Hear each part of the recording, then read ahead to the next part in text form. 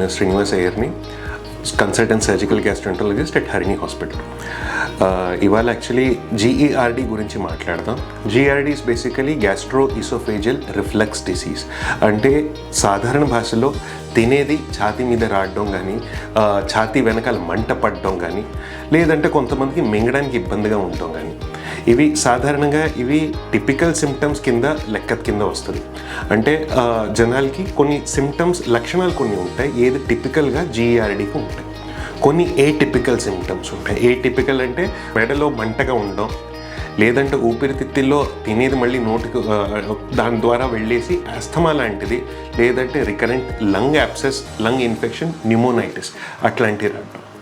So ప్రతి పేషెంట్కి ఎప్పుడు ఇలాంటి లక్షణాలు వస్తాయో వాళ్ళని కొన్నిసార్లు మేము పరీక్ష చేయాల్సి వస్తుంది. సో మేనేజ్మెంట్ పార్ట్ అనేది ఇన్వెస్టిగేషన్స్ చేస్తాం. ఇన్వెస్టిగేషన్స్ పరంగా అంటే పరీక్షల పరంగా ఎండోస్కోపీ చేసేసి ఇబ్బందులు ఏమున్నాయో చెక్ చేస్తాం. ప్రతి పేషెంట్కి ఇది చేయాల్సిన అవసరం ఉందా? సో ఇవి వదిలేస్తే కనుక కొన్ని కాంప్లికేషన్స్ వచ్చే అవకాశాలు ఉన్నాయి. కాంప్లికేషన్స్ అంటే ఇబ్బందులు బేసికలీ పెప్టిక్ స్ట్రిక్చర్ అంటే ఆహార ద్వారంలో అల్సర్స్ లాగా ఫార్మ్ అయిపోయి అది స్ట్రిక్చర్ కింద ఫార్మ్ అవడం, అంటే ద్వారం మూసుకుపోవడం. కొన్నిసార్లు అట్లాగే వదిలేస్తే బ్యారెట్ ఈసోఫేగస్ అయ్యే అవకాశం ఉంది. Barrett oesophagus is a precancerous condition, కర్కరోగం. అండ్ కొన్నిసార్లు ఇవే పరిస్థితులు ఇంకా సంవత్సరాలు దాటితే కనుక కర్కరోగం లేదంటే క్యాన్సర్ అయ్యే అవకాశం ఉంటుంది. సో ఇవన్నీ పేషెంట్స్ ఎప్పుడు వస్తారో వాళ్ళకి మేము ఎండోస్కోపీ చేసేసి ఎంత దాకా డ్యామేజ్ అయిందో ప్రస్తుతానికి చెక్ చేస్తాం. చెక్ చేసిన తర్వాత కన్ఫర్మేషన్ వెదర్ ద పేషెంట్ అంటే ఆ పేషెంట్కి నిజంగానే GERD ఉందా లేదా. సో దానికి మనం మానోమెట్రీ చేసి తర్వాత 24 hours pH మెట్రీ చేస్తాం.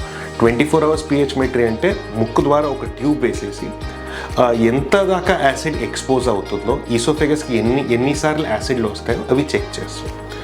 తద్వారా ఎంత డ్యామేజ్ అవుతుందో, ఫ్యూచర్ ఎలా ఉంటుందో అవి ప్రెడిక్ట్ చేయగలం. ట్రీట్మెంట్ పరంగా అన్ని పేషెంట్స్కి యాసిడ్ సప్రెషన్స్ స్టార్ట్ చేస్తారు. స్టార్ట్ చేసిన తర్వాత రెస్పాన్స్ బట్టి వెదర్ పేషెంట్ సర్జికలీ ఫిట్ అవుతారా, సర్జికలీ చేయాల్సి వస్తుందా, లేదంటే మందుల ద్వారా తగ్గే అవకాశం ఉందా చెక్ చేస్తాం. నేను సర్జరీ పరంగా చెప్తాను. సర్జరీ పరంగా ఈ పేషెంట్స్కి సాధారణంగా ఫండోప్లికేషన్స్ చేస్తారు. ఫండోప్లికేషన్స్ అంటే సింపుల్ లాంగ్వేజ్లో మన కాలర్ని టైటన్ చేయటం. సో ఇవి సింపుల్ భాషలో. సో ఆహార ద్వారంలో ఆ భాగాన్ని కడుపుని టైటన్ చేసేసి ర్యాప్ లాగా చేసేస్తారు. సో దానివల్ల యాసిడ్స్ ఏమీ పైకి రాకుండా ఉంటాయి. ఇవి చేసేసిన తర్వాత కర్కరోగం ఏమైనా రిస్క్ తగ్గుతుందా అంటే రిస్క్ ఉండే అవకాశం ఉంది, కాదనట్లే, కానీ ప్రోగ్రెషన్ ఆఫ్ క్యాన్సర్ తగ్గిపోతుంది.